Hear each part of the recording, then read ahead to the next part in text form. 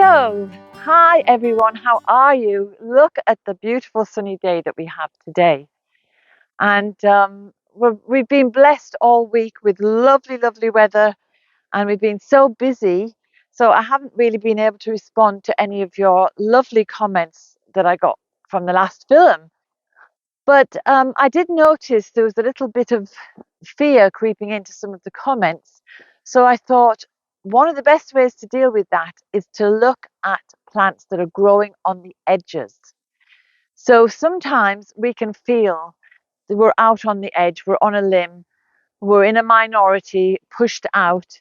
And these plants that are growing in that kind of environment can teach us a lot about being strong, courageous, dealing with things that we have no control over, and thriving nevertheless. So I think there's a lot of lessons for us to learn from these plants. And I suppose the first one you can think about are the brambles. Brambles teach us to just keep going. I mean, if you look at I think David Attenborough did it. He put a slow camera onto a bramble, observed it, and you can literally see it moving. There's absolutely no stopping it. It's so determined, it's so resilient, it's so tough. It just keeps going, it's indefatigable, and there's no stopping it. And it's not listening to anybody. And you can chop it down, you can chop it back, you can trample on it, and it'll just keep going. It'll just keep going. And it brings sweetness to our lives with the berries, of course. It produces beautiful flowers as well. So beauty and sweetness and that inner determination and tenacity. And a lot of plants on the edges have great tenacity. Look at, let me see, we've got some dandelions down here. Now they're a brilliant example of an adaptogenic plant because they adapt to whatever is thrown at them. So you can walk on top of them, you can drive over them, you can cut them down, and they just keep coming back. They just don't listen. They take no notice of us humans. They just do what they have to do, and they just keep going. So this whole middle verge, well, it's not a verge, it's the middle bit, is full of dandelions. And they're just shining out, and they're just beautiful. So they're providing us with food, medicine, and beauty. And of course, they resemble the sun. So whenever you feel a little bit overwhelmed by things that are going on, you can think of the dandelion and you can just adapt and say, do what you like. I'm doing what I'm doing. Here we've got primrose. And primrose is a beautiful spring plant. Just grows here on the edges, minding its own business. Again, it's bringing lots of beauty, and it also has medicinal virtues, but I'm not quite sure of what they are because it's not a plant I've really worked with before. But it does remind us of fresh starts, new beginnings, quests that we have to go on. And, every day is a quest, really. We can all be the hero in our own life, on a quest, on a journey to thrive.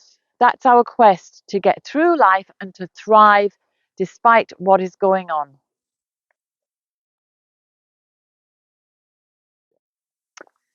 Oh, and look what we have here. So look, here we've got some meadowsweet just coming up. And meadowsweet produces a beautiful white fluffy flower. It smells like almonds. It's got a beautiful distinct smell. This is it just coming up now. And really this should be, well, it does better in damp ground.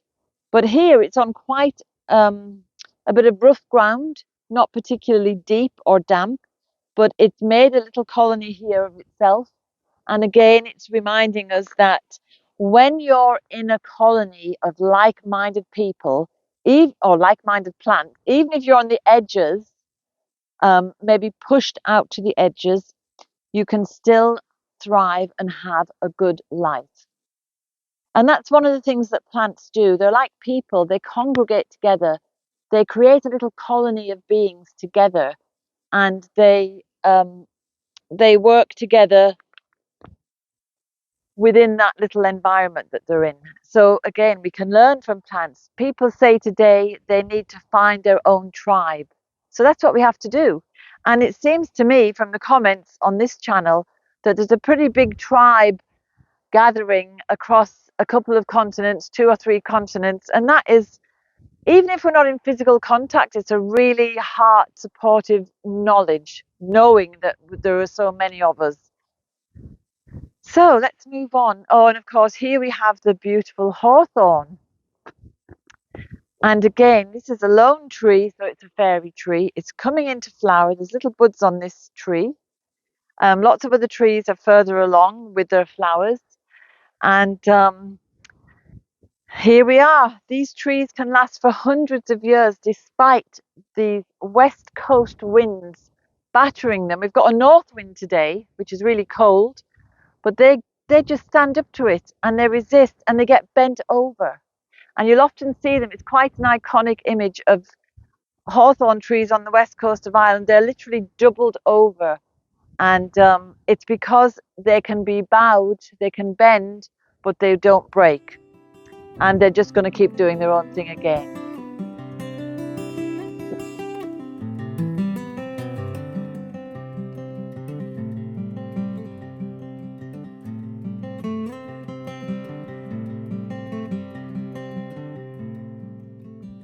And here we've got the nettle.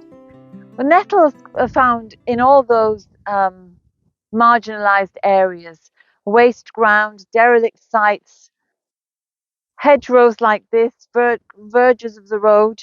And here they are in their beautiful warrior state. There's no messing with nettles. And we all know that because we've all been stung. But again, they're so tenacious, we can cut them down and harvest them up to 3 times during the summer. And we get really powerful, potent medicine for men, women, and children, for different parts of the body. They are a force to be reckoned with. And they're so powerful that if we make tea from them, we can fertilize our gardens as well and help other plants to grow. So they're just another great example of, you know, they're deep rooted in the ground. They hold the ground and they give us protection.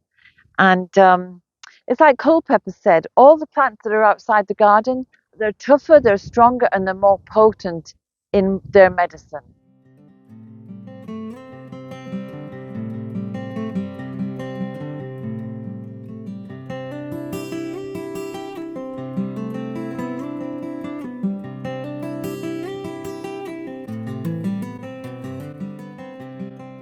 Look at the fern. Look at them. You know, they curl up and then they straighten up again. So sometimes we might have to curl up. You know, when we look at the way plants move in the wind, or the way that they grow, or the way that they respond to their environment, also can teach us things. Sometimes we might have to crouch, but then we can stand up and be tall and proud when we get the right time.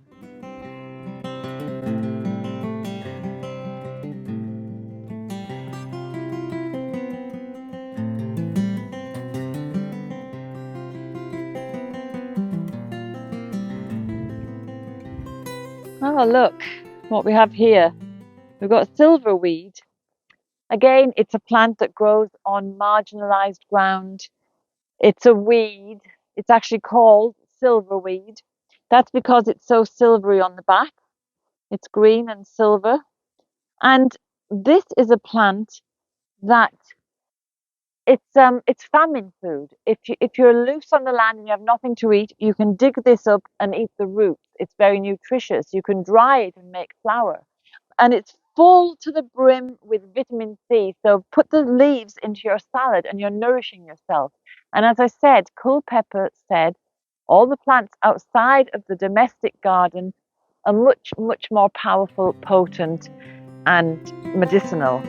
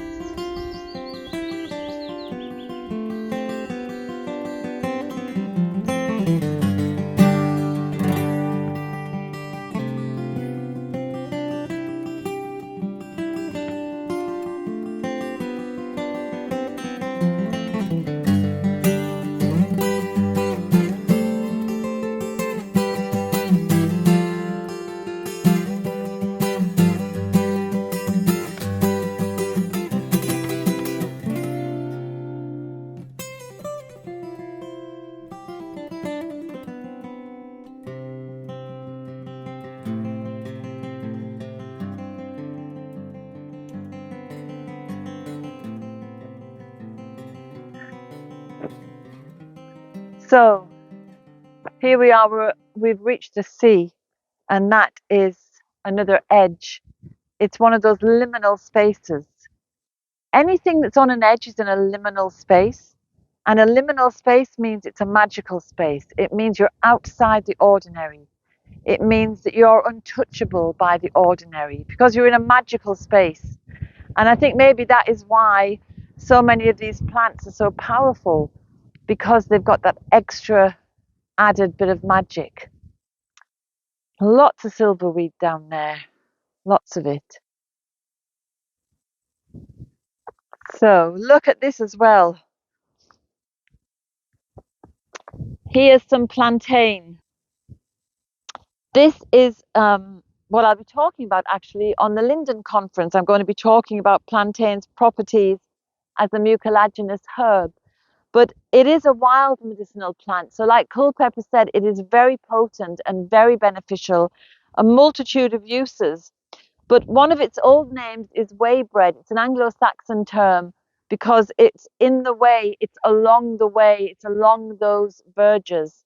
And it can be made into food as well. But before the Anglo-Saxons used it as a healing herb, they would chant over it because it was a sacred herb.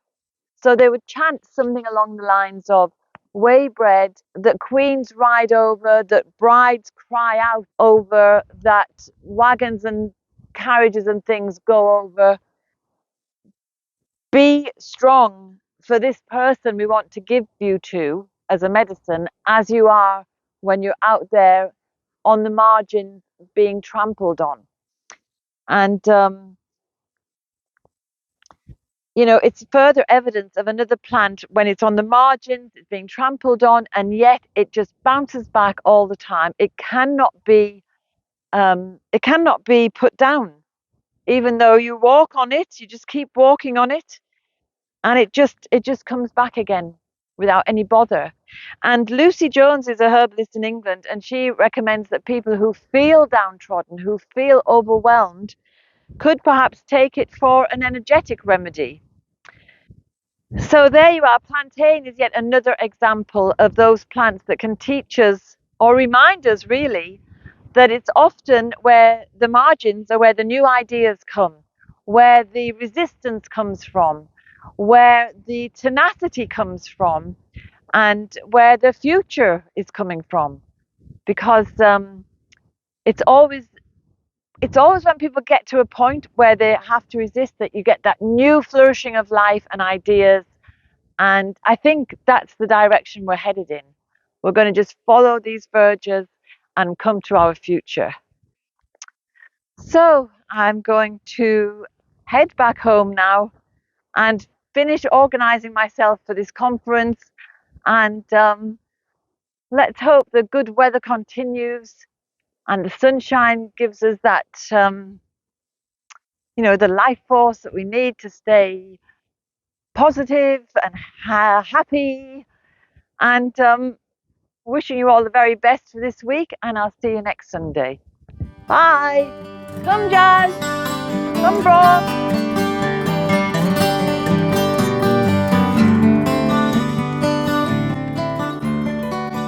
I hope you enjoyed today's film. If you did, subscribe and hit the bell for notifications. And have a look at the website danusirishherbgarden.com for more information about us and about the herbal medicine courses I offer and the Wise Woman Way training. And if you go to the shop, you can find the books, the weed handbooks and other herbal goodies. And remember, we put a new film out every Sunday. So looking forward to seeing you next week.